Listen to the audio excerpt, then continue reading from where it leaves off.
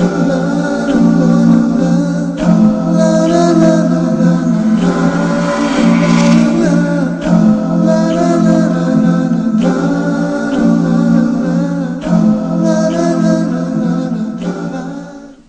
علیکم ورحمۃ اللہ وبرکاتہ۔ الحمدللہ رب العالمین والصلاة والسلام علی محمد سید المرسلین وعلی آلہ وصحبہ اجمعین، اما بعد، فاعوذ باللہ السمیع العلیم من الشیطان الرجیم، بسم اللہ الرحمن الرحیم۔ انما الصدقات للفقراء والمساکین والعاملین علیہا والمؤلفۃ قلوبہم وفی الرقاب والغارمین وفی سبیل اللہ وابن السبیل فریضۃ من اللہ۔ محترم ناظرین، اس وقت میرے خطاب کا موضوع ہے اسلام کا نظام زکوٰۃ۔ اسلام کا جو نظام زکوٰۃ ہے اسی کے تعلق سے قرآن و حدیث کی روشنی میں کچھ باتیں عرض کی جائیں گی۔ مذہب اسلام جسے ہم لوگ مانتے ہیں، جو پوری انسانیت کا مذہب ہے، مذہب اسلام کے بنیادی ارکان 5 ہیں۔ اس سلسلے میں بخاری و مسلم میں ایک حدیث ہے جس کے راوی ہیں عبداللہ بن عمر رضی اللہ تعالیٰ عنہ۔ وہ کہتے ہیں کہ اللہ کے رسول نے ارشاد فرمایا کہ اسلام کی بنیاد 5 چیزوں پر ہے۔ پہلی بنیاد ہے توحید و رسالت کی گواہی دینا، دوسری بنیاد ہے صلاۃ قائم کرنا، تیسری بنیاد ہے زکوٰۃ دینا، چوتھی بنیاد ہے حج کرنا، اور 5ویں بنیاد ہے رمضان کا روزہ رکھنا۔ یہ ہے اسلام کے ارکان 5۔ زکوٰۃ اسلام کے ارکان 5 میں سے ایک اہم رکن ہے، ایک اہم حصہ ہے۔ زکوٰۃ کی فرضیت مکی زندگی میں نہیں ہوئی۔ جس طرح کے حالات تھے، مسلمانوں کے معاشی حالات، ان حالات کے پیش نظر اس کی فرضیت سن 6 ہجری میں مدینہ میں ہوئی ہے، اور جو صاحب نصاب مسلمان ہو اس پر زکوٰۃ فرض کی گئی ہے۔ زکوٰۃ کی فرضیت کا تذکرہ قرآن کریم میں بھی ہے۔ ایک مقام پر اللہ تعالیٰ نے فرمایا ہے، خذ من اموالہم صدقہ تطہرہم وتزکیہم۔ اے نبی، تم لوگوں کے مال سے صدقہ لو، جس کا مقصد یہ ہے کہ تم لوگوں کو پاک صاف کر دو، ان کا تزکیہ کر دو۔ تو زکوٰۃ کی فرضیت سن 6 ہجری میں ہوئی ہے، لہذا زکوٰۃ جو اسلام کا ایک بنیادی رکن ہے، دین کے دوسرے تمام ارکان کی طرح اس کو بھی ماننا، اس کو اختیار کرنا اور اس کے مطابق زندگی گزارنا بے انتہا ضروری ہے۔ جو لوگ زکوٰۃ کی ادائیگی نہیں کرتے ہیں، چاہے سونا چاندی ہو، غلہ ہو یا نقدی چیزیں ہوں، ان کے بارے میں بڑی وعید ہے۔ قرآن کریم میں ایک جگہ اللہ تعالیٰ نے ذکر کیا ہے، الذین یکنزون الذہب والفضہ ولا ينفقونها فی سبیل اللہ فبشرہم بعذاب علیم۔ یعنی جو لوگ سونا چاندی اکٹھا کرتے ہیں اور اسے خرچ نہیں کرتے، یہاں انفاق سے مراد زکوٰۃ دینا ہے، تو جو لوگ اسے خرچ نہیں کرتے انہیں عذاب علیم کی خوشخبری سنا دو۔ بہرحال جو لوگ مختلف چیزیں جو نصاب کو پہنچ جاتی ہیں ان میں سے زکوٰۃ نہیں دیتے ہیں، ان کی اس حرکت پر انہیں سخت سزا دی جائے گی۔ مذہب اسلام نے جو زکوٰۃ کا نظام بنایا ہے، ایک تو زکوٰۃ کی مختلف قسمیں ہیں اور زکوٰۃ کا ایک نصاب بھی ہے۔ زکوٰۃ کی مختلف قسموں میں جیسے عشر یا نصف عشر، یہ غلوں کی زکوٰۃ ہے، اور روپے، پیسے، سونے چاندی میں جو نکالا جاتا ہے اس کو زکوٰۃ کہتے ہیں۔ ایک چیز اور فرض ہے، ماہ رمضان کے آخری عشرے میں، آخری عشرہ گزرنے کے بعد عید الفطر سے پہلے جو ادا کیا جاتا ہے، صدقۃ الفطر جس کو کہتے ہیں، یہ بھی فرض ہے۔ ان صدقات کے علاوہ نفل صدقات بھی ہیں، اور نفل صدقات کے علاوہ حکومت وقت کو، جو اسلامی حکومت ہو، اس بات کا حق پہنچتا ہے کہ اگر حکومت کو ملکی ضروریات کے تحت اہم معاملات پیش آ جائیں تو قوم کے لوگوں سے اور رعایا سے اور بھی چیزیں حکومت وصول کر سکتی ہے۔ تو یہ ہے زکوٰۃ کی قسمیں۔ زکوٰۃ کا جو نصاب ہے، اگرچہ نصاب کی بعض چیزیں مختلف ہی ہیں، لیکن راجح طور پر جو نصاب ہے میں اس کا تذکرہ کر رہا ہوں۔ دیکھیے، اسلام کے نظام زکوٰۃ میں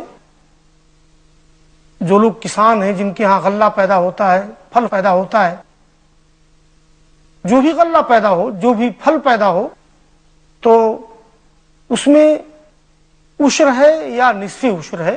اس سلسلے میں بہت سی حدیث ہیں، بخاری، مسلم اور دوسری کتب حدیث میں، اگر کوئی فصل پیدا ہو، اگر کوئی غلہ پیدا ہو آسمانی بارش سے، تو اس میں عشر ہے، اور اگر کسی غلے کی پیدائش ہو اپنی سینچائی سے، مذہب اسلام نے سینچائی کو ایک معیار قرار دیا ہے، دوسرے اخراجات کو نہیں، تو اس میں نصف عشر ہے۔ لیکن غلوں کے سلسلے میں ایک بات تو یہ ہے کہ غلے میں عشر یا نصف عشر کی ادائیگی اسی دن ہے جس دن غلہ کھیت سے لایا جائے گھر، یوم الحصاد، اس کے کاٹنے کے دن۔ سال گزرنے کی شرط اس میں نہیں ہے، البتہ اس کا ایک نصاب ہے۔ یہ نہیں کہ جو بھی غلہ پیدا ہو اس میں عشر یا نصف عشر ہے، بلکہ اس کا ایک نصاب ہے، اور وہ نصاب ہے 5 وسق، جو موجودہ وزن کے مطابق اس کا وزن ہوتا ہے 7.5 کنٹل۔ اتنا غلہ اگر کسی کے ہاں پیدا ہو اور آسمانی بارش سے پیدا ہو، سینچائی نہ کرنا پڑی ہو، تو اس میں 10 من میں سے 1 من، 10 کلو میں سے 1 کلو نکالا جائے گا۔ اور اگر خود سینچائی کسان نے کی ہے اور اس طرح سے اس کی پیدائش ہوئی ہے، تو اس میں 20 من میں سے 1 من، 20 کلو میں سے 1 کلو، یہ تو غلہ کی بات ہو گئی۔ رہا معاملہ سونا اور چاندی کا، تو سونا کا نصاب ہے 7.5 تولہ، اور چاندی کا نصاب ہے 52.5 تولہ۔ اس میں 2.5% نکالا جائے گا۔ ہم لوگوں کے ہاں عام طور پر ہوتا یہ ہے کہ سونا یا چاندی زیورات کی شکل میں عورتیں رکھتی ہیں، گھروں میں سونا چاندی موجود رہتی ہے، تو ان زیورات میں بھی اسی حساب سے زکوٰۃ نکالی جائے گی۔ سونا یا چاندی کے زیورات میں اگر آدمی سونا نہیں نکالتا ہے، چاندی نہیں نکالتا ہے، روپے نکالتا ہے، اور وہ باقی بچا ہوا ہے، جب تک وہ باقی رہے گا، چاہے آدمی نے 10 سال میں اتنی زکوٰۃ نکالی ہے کہ جو سونا کی رقم کو یا چاندی کی رقم کو گھیر لے وہ، لیکن اگر وہ سونا چاندی زیورات کی شکل میں یا کسی بھی شکل میں باقی ہے تو اس کی زکوٰۃ نکالی جائے گی سال میں 1 بار۔ اسی طرح سے یہ جو نقدی رقم کا معاملہ ہے، ایک زمانہ تھا جب سونا اور چاندی کے سکے ہوتے تھے، لیکن بین الاقوامی سطح پر میرا اندازہ ہے کہ 20ویں صدی کے بالکل اوائل میں، بلکہ 1940 یا 43 سے پہلے عالمی سطح پر کاغذ کے سکوں کا رواج ہوا۔ جب کاغذ کے سکے یا کرنسی نوٹ کا رواج ہوا ہے تو اس وقت علماء اسلام میں بڑی بحث چلی تھی کہ اس میں ثمنیت ہے کہ نہیں، اس میں قیمت ہونے کی صلاحیت ہے کہ نہیں۔ بہرحال یہی طے ہوا کہ اس میں قیمت ہونے کی صلاحیت ہے۔ اصل میں 10 روپے یا 100 روپے یا 500 روپے کی جو نوٹ ہے وہ اصل میں ایک رسید ہے، یعنی 500 روپے میں ثمنیت اس طرح سے ہے کہ ہر ملک کو عالمی بینک میں اس بات کی ضمانت دینا پڑتی ہے کہ میرے ہاں اتنا سونا ہے، اتنی چاندی ہے، اور اسی لحاظ سے ہر ملک کی کرنسی یا اس کے جو سکے ہیں یا جو کاغذ کے نوٹ ہیں تو ان کی قیمت بڑھتی ہے۔ تو اب عالمی طور پر منڈی میں، بازاروں میں، شہر میں، دیہات میں بہرحال کاغذی کرنسی کی حیثیت وہ سونے چاندی کی رقم ہی کی ہے، اور اس میں ثمنیت ہے، اس سے خرید و فروخت ہوتی ہے۔ اب اگر کسی کے پاس سونا اور چاندی نہیں ہے، اس کے پاس روپے ہیں، تو روپے میں زکوٰۃ کی ادائیگی کس طرح سے کی جائے گی؟ تو اس سلسلے میں کئی رائے لوگوں کی ہیں۔ ایک رائے تو یہ ہے کہ بھائی اگر آدمی کے پاس اتنے روپے ہوں جتنے روپے میں 7.5 تولہ سونا خرید سکیں، اور اتنے روپیوں پر سال گزر جائے تو زکوٰۃ نکالی جائے گی۔ کچھ لوگوں کی رائے یہ ہے کہ نہیں، اگر کسی کے پاس اتنے روپے ہیں کہ جتنے میں 52.5 تولہ چاندی خریدی جا سکے اور اس پر سال گزر جائے تو پھر زکوٰۃ نکالی جائے گی۔ ایک رائے یہ ہے کہ سونا اور چاندی کا اوسط نکالا جائے گا، اوسط نکال کر کے پھر روپے دیکھے جائیں گے کہ وہ روپے نصاب تک پہنچتے کہ نہیں پہنچتے ہیں۔ اس سلسلے میں میں جس رائے کو راجح سمجھتا ہوں وہ یہ ہے کہ چاندی کا اعتبار کیا جائے گا۔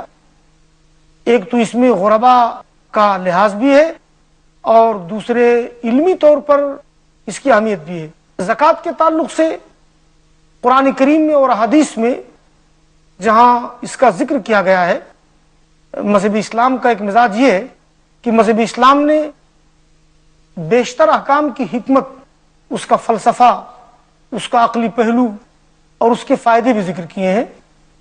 دیکھیے جو آیت کریمہ میں نے پڑھی ہے، اللہ تعالیٰ نے فرمایا ہے اس میں خذ من اموالہم تطہرہم وتزکیہم، یعنی اے نبی تم ان سے ان کا مال زکوٰۃ میں لو، تطہرہم وتزکیہم، انہیں تم پاک کرو اور ان کا تزکیہ کرو۔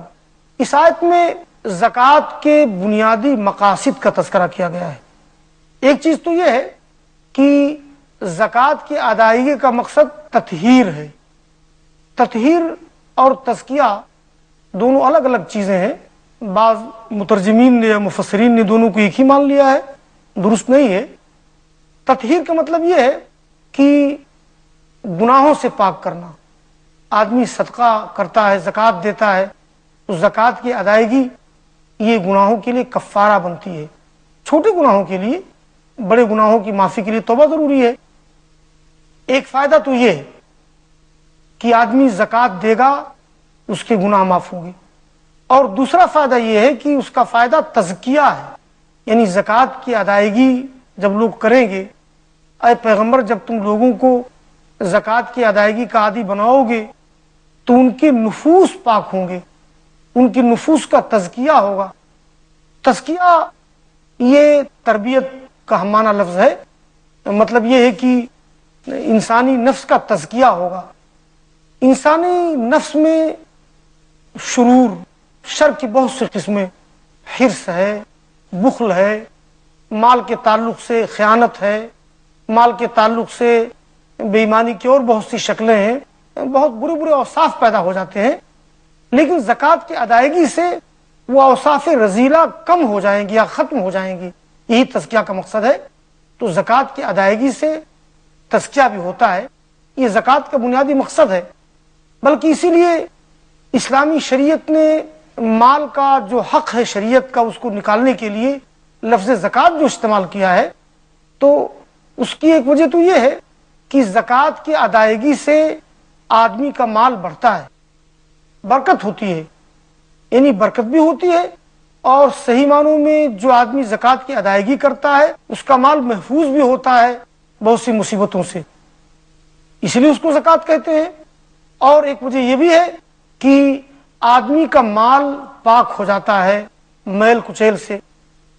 تو بہرحال زکوٰۃ کا جو نظام مذہبی اسلام میں ہے اس کے بہت سے فائدے ہیں، اس کی بڑی حکمتیں ہیں۔ اب میں آخر میں تھوڑے سے وقفے میں، تھوڑی سی دیر میں زکوٰۃ کے مصارف کا تذکرہ کر رہا ہوں۔ زکوٰۃ کے تعلق سے مسائل بہت ہیں، لیکن زکوٰۃ کے مصارف کا تذکرہ کرنا ضروری ہے۔ قرآن کریم کی جو آیت میں نے پڑھی ہے جس میں اللہ تعالیٰ نے فرمایا ہے انما الصدقات للفقراء والمساکین والعاملین علیہا والمؤلفۃ قلوبہم، اس آیت کریمہ میں زکوٰۃ کے 8 مصارف کا ذکر کیا گیا ہے، 8 ایسے لوگوں کا ذکر کیا گیا ہے جو زکوٰۃ کا مصرف ہیں، جن پر زکوٰۃ خرچ کی جائے گی۔ نمبر 1 فقراء، نمبر 2 مسکین۔ قرآن کریم میں فقراء اور مساکین کے الفاظ بہت سی جگہوں میں استعمال کیے گئے ہیں۔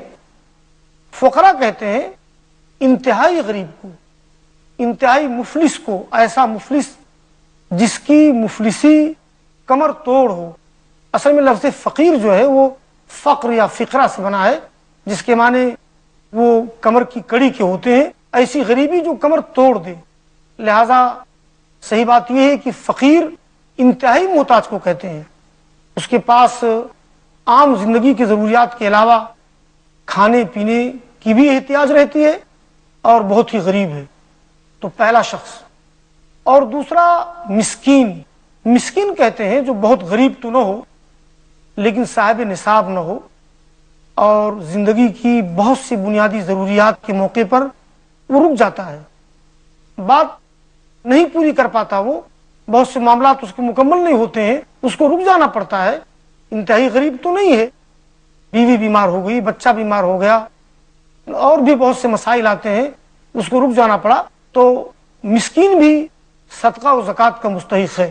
اور تیسرا مصرف ہے نظام زکوٰۃ پر کام کرنے والے لوگ، جو نظام زکوٰۃ پر مامور ہیں، اس کو وصول کرنے کے لیے، اسے اکٹھا کرنے کے لیے ایک نظام ہوتا ہے۔ اگر اسلامی حکومت ہو تو وہی زکوٰۃ کا مصرف ہے، لیکن یہاں صحیح حدیث کی روشنی میں ایک وضاحت ضروری ہے کہ نظام زکوٰۃ پر عامل بن کر یا کارندہ بن کر اہل بیت کا کوئی فرد اس کو استعمال نہیں کر سکتا ہے۔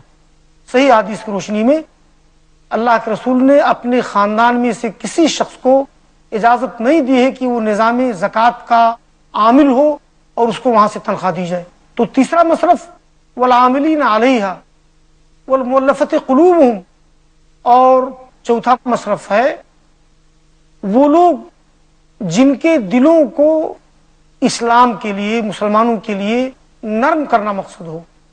اس سے مراد کمزور مسلمان بھی ہو سکتے ہیں جو مذبذب ہوں اور مذبذب ہونے کی وجہ سے ان کے بارے میں خطرہ ہو کہ معلوم نہیں کس وادی میں بہ جائیں، ان پر بھی خرچ کرنا درست ہے۔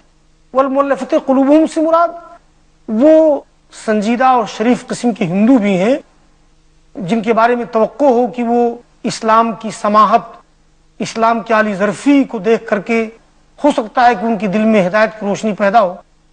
تو یہ چوتھا مصرف ہے۔ یہ مصرف منسوخ نہیں ہے، یہ بات درست نہیں کہ عہد صحابہ میں اس کے منسوخ ہونے پر اجماع ہو گیا تھا، جیسا کہ بعض تفسیری حواشی میں موجود ہے۔ یہ مصرف قیامت تک رہے گا۔ اور پانچواں مصرف ہے فی الرقاب، گردن آزاد کرنے میں۔ اصل میں وہ زمانہ تھا جب غلامی کے رواج تھا، مذہب اسلام نے غلامی کو ختم کرنے کی پوری کوشش کی۔ عالمی حالات ایسے نہیں تھے کہ غلامی پورے طور پہ ختم کر دی جائے، لیکن 20ویں صدی کے یہ تیسرے دہے میں، بلکہ 1942 یا 43 میں عالمی طور پر غلامی کے خاتمے کا فیصلہ ہوا ہے۔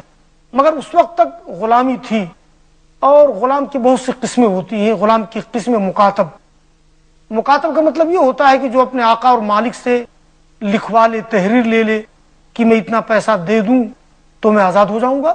تو ایسا شخص مذہب اسلام نے اس کو زکوٰۃ کا مستحق قرار دیا ہے کہ اس کو غلامی سے نجات دلانے کے لیے اس پہ زکوٰۃ خرچ کر سکتے ہیں۔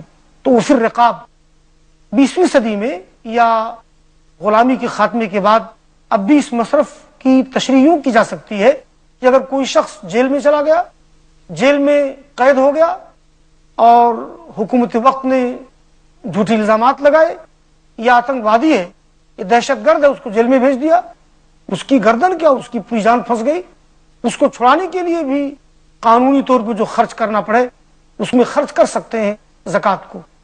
تو پھر رقاب والغارمین، مقروض، قرض بہت بری بلا ہے۔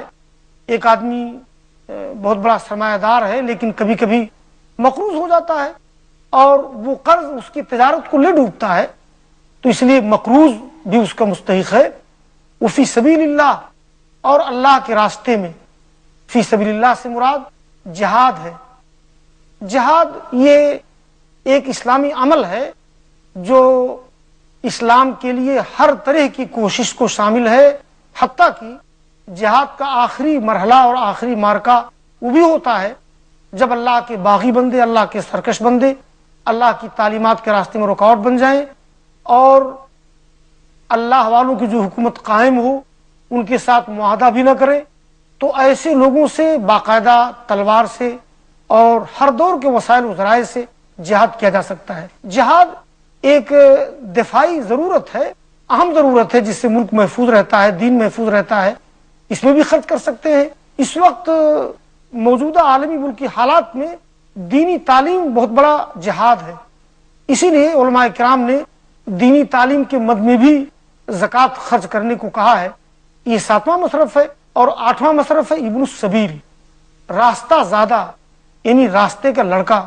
بڑی خوبصورت تعبیر عربی کی ہے، مسافر۔ مسافر اپنے گھر کا مالداری کیوں نہ ہو، لیکن وہ بمبئی آ گیا، لکھنؤ چلا گیا، دلی گیا، بیچارہ مسافر ہے، اس کے پاس آنے جانے کا کرایہ نہیں، اور گھر میں غنی ہونے کے باوجود غربت نے اس کو دبوچ لیا ہے، تو مسافر پر بھی زکوٰۃ کو خرچ کر سکتے ہیں۔ یہ ہے 8 مصارف۔ ایک مسئلہ یہ ہے کہ کیا کسی کے پاس اگر زکوٰۃ کی رقم ہو تو برابر سرابر 8 مصارف پر خرچ کرے؟ بڑا مشکل کام ہے۔ اگر آدمی انفرادی طور پر زکوٰۃ ادا کرتا ہے تو بڑی مشکل پیش آ جائے گی کہ وہ 8 قسم کے لوگوں کو تلاش کرے۔